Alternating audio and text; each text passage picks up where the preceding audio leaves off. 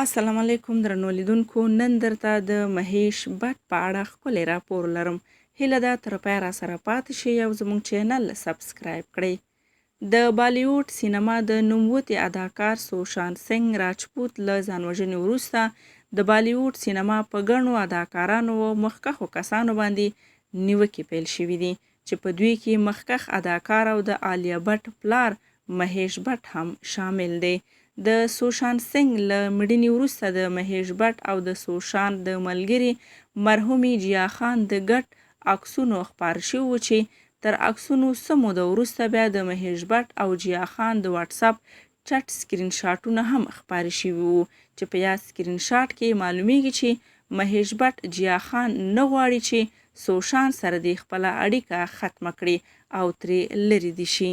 تر یادې ویډیو وروسته د مهیش بټ او جیا خان یوه بله ویډیو هم تازه په ټولنیزو رسنیو کې خپره شوې ده چې په ویډیو کې جیا خان او مهیش بټ له یو بل سره بیخي نږدې ناست دي او مهیش بټ په جیا خان باندې لاس هم اچولی دی.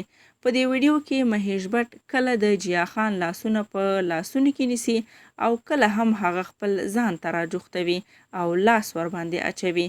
په ویډیو کې دا هم ښکاري چې جیا خان له مهیش بټ سره تر ډیر وخت له نږدې ناستې وروسته له هغه نه یو څه لرې کېږي او خاندي.